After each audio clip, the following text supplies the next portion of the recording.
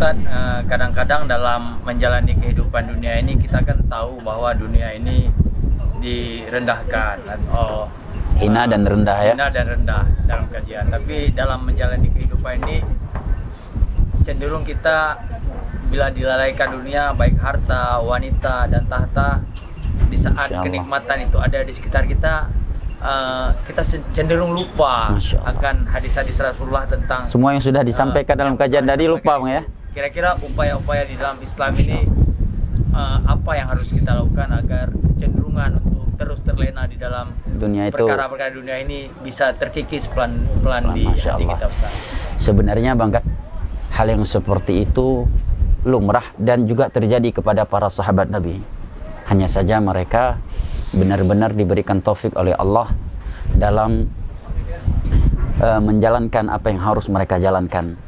Jadi ada hadis Bang dalam Sahih Bukhari, Bang Jafir, Bang Nizarli, bahwa seorang sahabat yang bernama Hanzalah, suatu ketika Abu Bakar bertemu dengan beliau di salah satu jalan Madinah.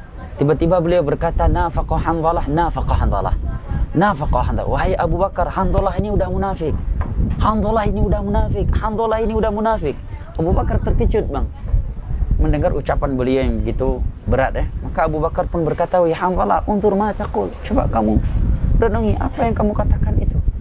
Maka Hanzalah pun menyatakan, "Wahai Abu Bakar, bagaimana aku tidak berkata demikian? Ketika kita sedang berada di dalam majelisnya Rasulullah sallallahu alaihi wasallam, yadzakiruna bil jannati wan nar." Beliau ingatkan kita tentang syurga dan neraka, seakan-akan syurga dan neraka itu tertancap di depan kedua mata kita.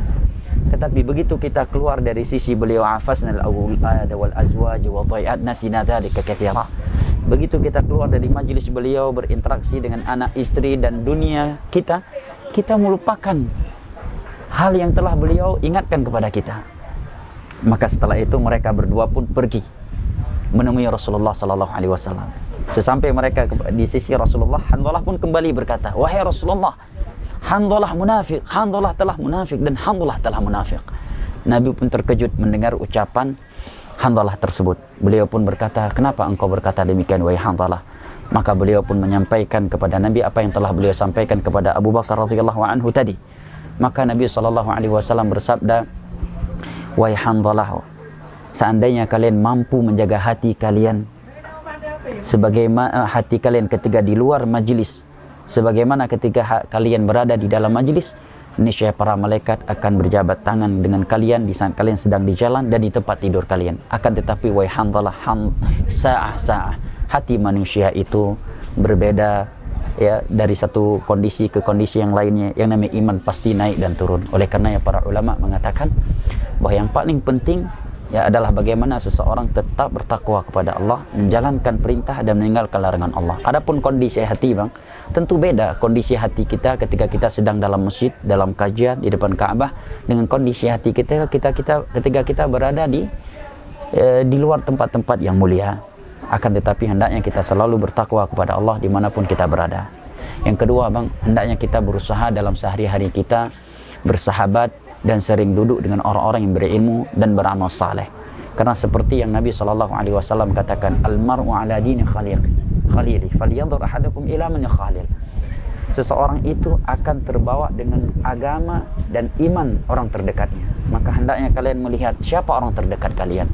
Di dalam hadis yang lain yang diriwayatkan oleh Imam Al-Bukhari dan Muslim dari Abu Musa Al-Asy'ari radhiyallahu anhu, Nabi mengatakan, "Inna matal jalisi salih wal jalisi suka hamilil miski wa nafiyil khair."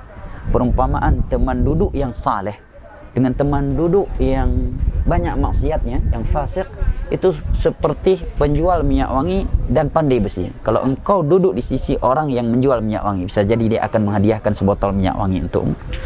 Kalau tidak, engkau bisa membelinya, dan paling tidak kamu bisa mencium bau yang enak. Demikianlah kalau kita duduk dengan orang-orang yang berilmu dan saleh. Walaupun mungkin kita tidak langsung berubah menjadi seperti dia, paling tidak kita sudah mulai ya melakukan sebagian amal soleh yang sebelumnya kita belum melakukannya, atau paling minimnya kita mulai mencintai kesolehan tersebut dan mulai meninggalkan kebiasaan-kebiasaan buruk tatkala kita sendirian atau duduk bersama orang-orang yang selevel dengan kita. Demikian pula kata Nabi, perumpamaan teman yang buruk, teman duduk yang buruk itu seperti engkau duduk di sisi pandai besi. Dia akan membakar bajumu, sengaja maupun tak sengaja, atau paling tidak engkau akan mencium bau yang tidak enak. Walaupun mungkin kita tidak langsung melakukan maksiat-maksiat yang dia lakukan, paling tidak kita sudah mulai melakukan sebagiannya. Paling minimnya, kita sudah mulai mencintai maksiat dia tersebut. Dan itu akan menjadi sebab kita akan terjerumus ke dalamnya, Bang.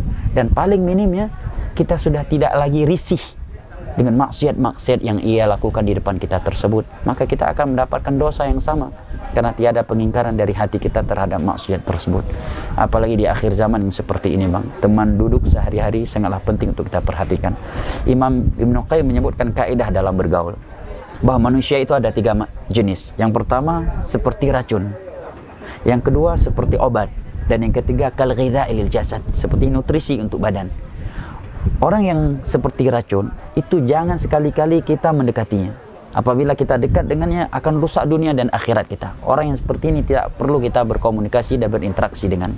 Yang kedua seperti obat. Yang namanya obat, Bang, kapan kita konsumsi? Ya ketika sakit, kan. Nah, di sana ada orang-orang kita bergaul dengannya sebatas ada hubungan duniawi, ya, hubungan bisnis, ya, atau keperluan-keperluan lainnya. Tapi ada manusia yang ketiga, dia seperti nutrisi untuk tubuh. Tubuh kalau nggak ada nutrisi bakal mati, Bang. Demikianlah mereka orang-orang yang berilmu dan beramal saleh. Mereka bagaikan nutrisi untuk tubuh kita, Bang. Bang, udah lapar, Bang. Kita makan dulu, Bang. Ngopi, Masya Allah nih, Bang. Alhamdulillah.